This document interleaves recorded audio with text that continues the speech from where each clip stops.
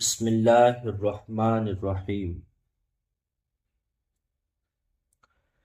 غزوہ اور سریہ کا فرق۔ سریہ وہ جنگ یا وہ جنگی لشکر جس کے ساتھ ہمارے آقا رحمت عالم نور مجسم محسن اعظم احمد مجتبی محمد مصطفیٰ صلی اللہ تعالی علیہ وسلم بھی تشریف لے گئے ہوں، اس جنگ کو غزوہ کہتے ہیں۔ اور وہ لشکروں کی ٹولیاں یا وہ جنگ جس میں ہمارے اور آپ کے آقا رحمت عالم صلی اللہ تعالی علیہ وسلم شامل نہیں ہوئے، اس کو سریہ کہتے ہیں۔ غزوات یعنی جن جن لشکروں میں حضور صلی اللہ تعالی وسلم شریک ہوئے، ان کی تعداد میں مورخین کا اختلاف ہے۔ مواہب لدنیا میں یہ ہے کہ غزوات کی تعداد 27 ہے، 27، اور روضۃ الاحباب میں مذکور ہے کہ غزوات کی تعداد ایک قول کی بنا پر 21، 21، اور بعض کے نزدیک 24 ہے، 24، اور بعض نے کہا کہ 25 ہے، 25، اور بعض نے یہ بھی لکھا ہے کہ 26 ہے، 26۔ مگر امام بخاری رحمۃ اللہ تعالی علیہ نے حضرت زید بن ارقم رضی اللہ تعالیٰ عنہ سے جو روایت تحریر فرمائی ہے، اس میں غزوات کی کل تعداد 19 بتائی گئی ہے، اور ان میں سے جن 9 غزوات میں جنگ بھی ہوئی وہ یہ ہے کہ پہلی جنگ بدر، دوسری جنگ احد، تیسری جنگ احزاب، چوتھی جنگ بنو قریظہ، اور پانچویں جنگ بنو المصطلق، چھٹی جنگ خیبر، ساتویں جنگ فتح مکہ، آٹھویں جنگ حنین، اور نویں جنگ طائف، اور اس کو غزوہ بھی کہتے ہیں۔ سرایہ یعنی جن لشکروں کے ساتھ حضور صلی اللہ تعالی علیہ وسلم تشریف نہیں لے گئے، ان کی تعداد بعض مورخین کے نزدیک 47 اور بعض کے نزدیک 56 ہے، 47 یا 56، اس میں بھی اختلاف ہے۔ امام بخاری نے محمد بن اسحاق سے روایت کیا ہے کہ سب سے پہلا غزوہ ابوا اور سب سے آخری غزوہ تبوک ہے، اور سب سے پہلا سریہ جو مدینہ سے جنگ کے لیے روانہ ہوا وہ سریہ حمزہ، جس کا ذکر انشاءاللہ موقع ملا تو بیان کریں گے۔ غزوات و سرایہ کے تعلق سے آپ کے سامنے ابھی بیان پیش کر رہے ہیں۔ ہجرت کے بعد تقریباً کل زمانہ غزوات و سرایہ کے اہتمام و انتظام میں گزرا ہجرت کے بعد، اس لیے کہ اگر غزوات کی کم سے کم تعداد جو روایت میں آئی ہے یعنی 19، اور سرایہ کی کم سے کم تعداد جو روایتوں میں ہے یعنی 47 شمار کر لی جائے تو 9 سال میں حضور صلی اللہ تعالی علیہ وسلم کو چھوٹی بڑی 66 لڑائیوں کا سامنا کرنا۔ لہذا غزوات و سرایہ کا عنوان حضور صلی اللہ تعالی علیہ وسلم کی سیرت مقدسہ کا بہت ہی عظیم الشان حصہ ہے، اور بحمدہ تعالی ان تمام غزوات و سرایہ اور ان کے وجوہ و اسباب کا پورا حال اسلامی تاریخوں میں مذکور و محفوظ ہے، مگر یہ اتنا لمبا چوڑا مضمون ہے کہ ہماری کتب کا ہماری جو کتاب جو مذکور ہے، جیسا کہ میں آپ کے سامنے جو سیرت المصطفیٰ صلی اللہ تعالی علیہ وسلم جس کو علامہ عبد المصطفیٰ اعظمی نے لکھا ہے، اس کتاب کا تنگ دامن ان تمام مضامین کو سمیٹنے سے بالکل ہی قاصر، لیکن بڑی مشکل ہے یہ ہے کہ اگر بالکل ہی ان مضامین کو چھوڑ دے تو یقیناً سیرت رسول صلی اللہ تعالی وسلم کا مضمون بالکل ہی ناقص اور نامکمل رہ جائے گا۔ اس لیے مختصر طور پر چند مشہور غزوات و سرایا کا ذکر کر دینا نہایت ضروری ہو گیا، تاکہ سیرت مقدسہ کا یہ اہم باب غزوات و سرایا سامعین اور کتاب کو پڑھنے والے ناظرین کے لیے نظر افروز ہو جائے۔ حضور سریہ حمزہ، حضور اقدس صلی اللہ تعالی وسلم نے ہجرت کے بعد جب جہاد کی آیت نازل ہو گئی تو سب سے پہلے ایک چھوٹا سا لشکر کفار کے مقابلے کے لیے روانہ فرمایا۔ اس کا نام سریہ حمزہ ہے۔ حضور صلی اللہ تعالی علیہ وسلم نے اپنے چچا حضرت حمزہ بن عبد المطلب کو ایک سفید جھنڈا عطا فرمایا، سفید جھنڈا، اور اس جھنڈے کے نیچے صرف 30 مہاجرین کو ایک لشکر کفار کے مقابلے کے لیے بھیجا جو 300 کی تعداد میں تھے، یہاں 30 مہاجرین، اور ابو جہل ان کا سپہ سالار تھا۔ حضرت حمزہ رضی اللہ تعالیٰ عنہ سیف البحر تک پہنچے اور دونوں طرف سے جنگ کے لیے سب بندی بھی ہو گئی، لیکن ایک شخص مجدی بن عمرو بن جہنی جو دونوں فریق کا حلیف تھا بیچ میں پڑ کر لڑائی موقوف کرا دی۔ سریہ عبیدہ بن حارث، اسی سال 60 یا 80 مہاجرین کے ساتھ حضور صلی اللہ تعالی علیہ وسلم نے حضرت عبیدہ بن حارث کو سفید جھنڈے کے ساتھ امیر بنا کر رابغ کی طرف روانہ فرمایا۔ اس سریہ کے علم بردار حضرت مستح بن اساسہ رضی اللہ تعالیٰ عنہ تھی۔ جب یہ لشکر ثنیہ مرہ کے مقام پر پہنچا تو ابو سفیان اور ابو جہل کے لڑکے اکرمہ کی کمان میں 200 کفار قریش جمع تھے۔ دونوں لشکروں کا سامنا ہوا۔ حضرت سعد بن ابی وقاص رضی اللہ تعالیٰ عنہ نے کفار پر تیر پھینکا۔ یہ سب سے پہلا تیر تھا جو مسلمانوں کی طرف سے کفار مکہ پر چلایا گیا۔ حضرت سعد بن ابی وقاص نے کل 8 تیر پھینکے اور ہر تیر نشانے پر ٹھیک بیٹھا۔ کفار ان تیروں کی مار سے گھبرا کر فرار ہو گئے، اس لیے کوئی جنگ نہیں ہوئی۔ سریہ سعد بن ابی وقاص، اسی سال ماہ ذوالقعدہ میں حضرت سعد بن ابی وقاص رضی اللہ تعالیٰ عنہ کو 20 سواروں کے ساتھ حضور صلی اللہ تعالیٰ علیہ وسلم نے اس مقصد سے بھیجا تاکہ یہ لوگ کفار قریش کے ایک لشکر کا راستہ روکے۔ اس سریہ کا جھنڈا بھی سفید رنگ کا تھا اور حضرت مقداد بن اسود رضی اللہ تعالیٰ عنہ اس لشکر کے علم بردار تھے۔ یہ لشکر راتوں رات سفر کرتے ہوئے جب 5ویں دن مقام خرار پر پہنچا تو پتہ چلا کہ مکہ کے کفار ایک دن پہلے ہی فرار ہو چکے ہیں، اس لیے کسی تصادم کی نوبت ہی نہیں آئی، یعنی جنگ ہی نہیں ہوئی۔ غزوہ ابواء، اس غزوہ کو غزوہ ودان بھی کہتے ہیں۔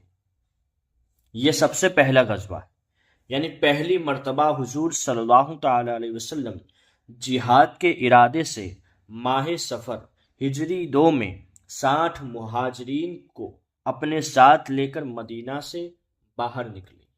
حضرت سعد بن عبادہ رضی اللہ تعالی عنہ کو مدینے میں اپنا خلیفہ بنایا اور حضرت حمزہ کو جھنڈا دیا اور مقام ابوا تک کفار کا پیچھا کرتے ہوئے تشریف لے گئے، مگر کفار مکہ فرار ہو چکے تھے، اس لیے کوئی جنگ نہیں ہوئی۔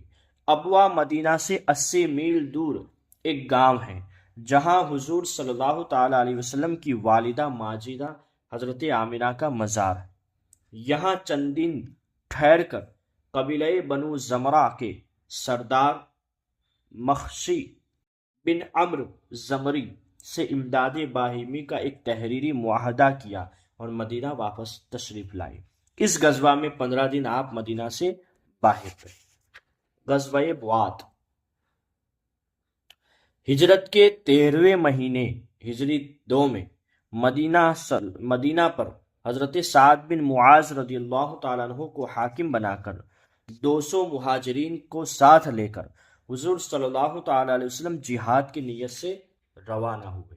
اس غزوے کا جھنڈا بھی سفید تھا اور علم بردار حضرت سعد بن ابی وقاص تھے۔ اس غزوے کا مقصد کفار مکہ کے ایک تجارتی قافلے کا راستہ روکنا تھا۔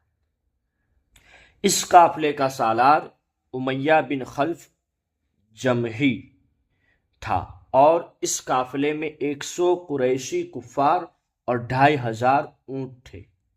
حضور صلی اللہ تعالی وسلم اس قافلے کی تلاش میں مقام بوات تک تشریف لے گئے، مگر کفار قریش کا کہیں سامنا نہیں ہوا۔ اس لیے حضور صلی اللہ تعالی علیہ وسلم بغیر کسی جنگ کے مدینہ واپس تشریف لائے۔ غزوہ صفوان اسی سال کرز بن جابر فہری نے مدینہ کی چراگاہ میں ڈاکہ ڈالا اور کچھ اونٹوں کو ہانک کر لے گیا۔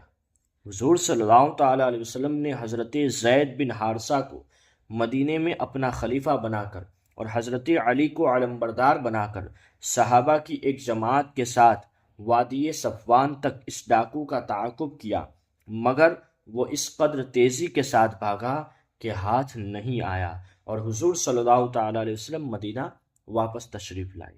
وادی صفوان بدر کے قریب ہے، اسی لیے بعض مورخین نے اس غزوہ کا نام غزوہ بدر اولا رکھا ہے۔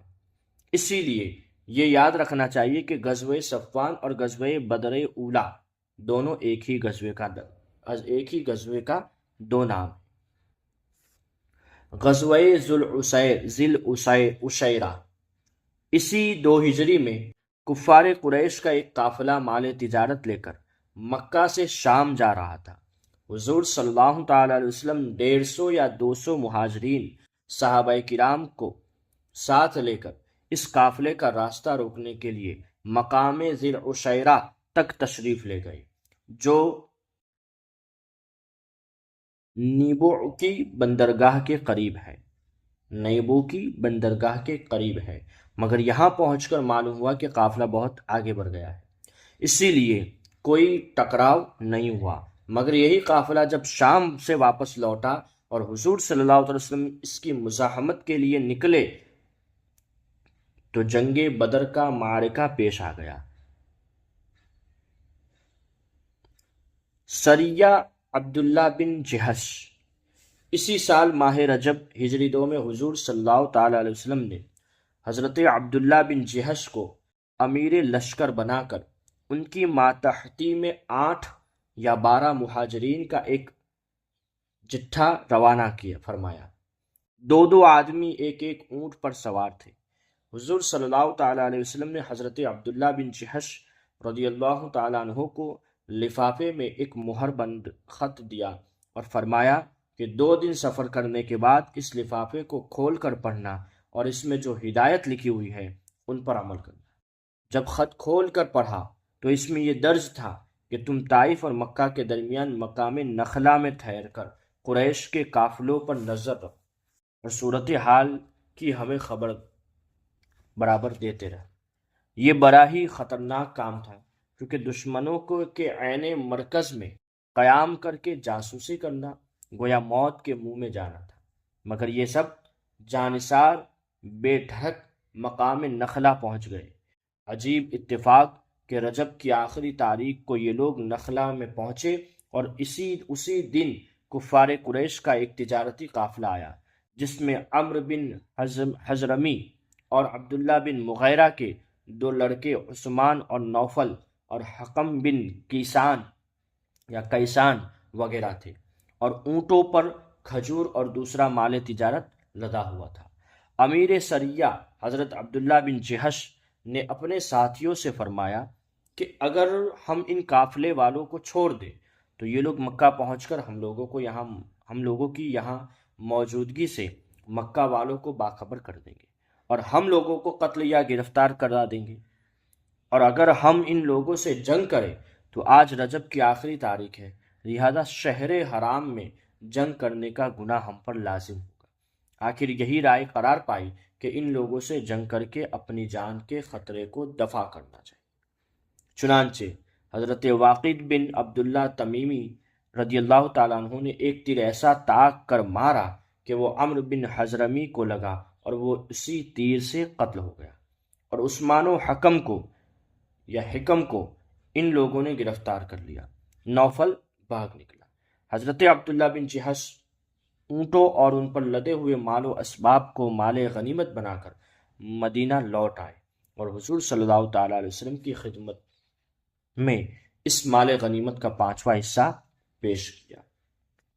جو لوگ قتل یا گرفتار ہوئے وہ بہت ہی معزز خاندان کے لوگ تھے۔ عمرو بن حضرمی جو قتل ہوا عبداللہ حضرمی کا بیٹا تھا۔ عمرو بن حضرمی پہلا کافر تھا جو مسلمانوں کے ہاتھ سے مارا گیا۔ جو لوگ گرفتار ہوئے یعنی عثمان اور حکم بن کیسان عمرو مخزومی کا آزاد کردہ غلام تھا۔ اس بنا پر اس واقعے نے جو لوگ گرفتار ہوئے یعنی عثمان اور حکم، ان میں سے عثمان تو مغیرہ کا پوتا تھا جو قریش کا ایک بہت ہی بڑا رئیس شمار کیا جاتا تھا، اور حکم بن کیسان عمرو مخزومی کا آزاد کردہ غلام تھا۔ اس بنا پر اس واقعے نے تمام کفار قریش کو غیظ و غضب میں آگ بگولا بنا دیا، اور خون کا بدلہ خون لینے کا نعرہ مکہ کے ہر کوچے و بازار میں گونجنے لگا۔ اور در حقیقت جنگ بدر کا معرکہ اسی واقعے کا رد عمل ہے۔ چنانچہ حضرت عروہ بن زبیر کا بیان ہے کہ جنگ بدر اور تمام لڑائیاں جو کفار قریش سے ہوئی، ان سب کا بنیادی سبب عمرو بن حضرمی کا قتل ہے، جس کو حضرت واقد بن عبداللہ تمیمی نے تیر مار کر قتل کر دیا۔ جنگ بدر مدینہ منورہ سے تقریباً 80 میل کے فاصلے پر ایک گاؤں کا نام ہے، جہاں زمانہ جاہلیت میں سالانہ میلہ لگتا تھا۔ یہاں ایک کنواں بھی تھا جس کے مالک کا نام بدر تھا۔ اسی کے نام پر اس جگہ کا نام بدر رکھ دیا گیا۔ اسی مقام پر جنگ بدر کا وہ عظیم معرکہ ہوا جس میں کفار قریش اور مسلمانوں کے درمیان سخت خونریزی لڑائی ہوئی، اور مسلمانوں کو وہ عظیم الشان فتح مبین نصیب ہوئی جس کے بعد اسلام کی عزت و اقبال کا پرچم اتنا سربلند ہو گیا کہ کفار قریش کی عظمت و شوکت بالکل ہی خاک میں مل گئی۔ اللہ تبارک و تعالی نے جنگ بدر کے دن کا نام یوم الفرقان رکھا، اور قرآن کی سورہ انفال میں تفصیل کے ساتھ اور دوسری صورتوں میں اجمالاً بار بار اس معرکے کا ذکر فرمایا، اور اس جنگ میں مسلمانوں کی فتح مبین کے بارے میں احسان جتاتے ہوئے خدائے رب العالمین خداوند عالم نے قرآن مجید میں ارشاد فرمایا کہ وَلَقَدْ نَصَرَكُمُ اللَّهُ بِبَدْرٍ وَأَنْتُمْ أَذِلَّةٌ فَاتَّقُوا اللَّهَ لَعَلَّكُمْ تَشْكُرُونَ، اور یقیناً خداوند تعالیٰ نے تم لوگوں کی مدد فرمائی بدر میں جبکہ تم لوگ کمزور اور بے سر و سامان تھے، تو تم لوگ اللہ سے ڈرتے رہو کہ تم لوگ شکر گزار ہو جاؤ۔ جنگ بدر کا اصلی سبب کیا تھا؟ اصلی سبب جیسا کہ ہم بیان کر چکے کہ عمرو بن حضرمی کے قتل سے کفار قریش میں پھیلا ہوا زبردست اشتعال تھا، جس سے ہر کافر کی زبان پر یہی ایک نعرہ تھا کہ خون کا بدلہ خون لے کر رہیں گے۔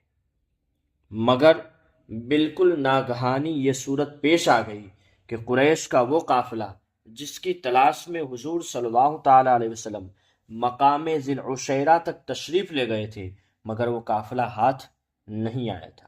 بالکل اچانک مدینے میں خبر ملی کہ اب وہی قافلہ ملک شام سے لوٹ کر مکہ جانے والا ہے، اور یہ بھی پتہ چل گیا کہ اس قافلے میں ابو سفیان بن حرب، مخرمہ بن نوفل، عمرو بن عاص وغیرہ کل 30 یا 40 آدمی ہیں۔ اور کفار قریش کا مال تجارت جو اس قافلے میں ہے وہ بہت زیادہ ہے۔ حضور صلی اللہ تعالی علیہ وسلم نے اپنے اصحاب سے فرمایا کہ کفار قریش کی ٹولیاں لوٹ مار کی نیت سے مدینے کے اطراف میں برابر گشت لگاتی رہتی ہے، اور کرز بن جابر فہری مدینہ کی چراگاہوں تک آ کر غارت گری اور ڈاکہ زنی کر گیا ہے، لہٰذا کیوں نہ ہم بھی کفار قریش کے اس قافلے پر حملہ کر کے اس کو لوٹ لیں، تاکہ کفار قریش کی شامی تجارت بند ہو جائے اور وہ مجبور ہو کر ہم سے صلح کر لیں۔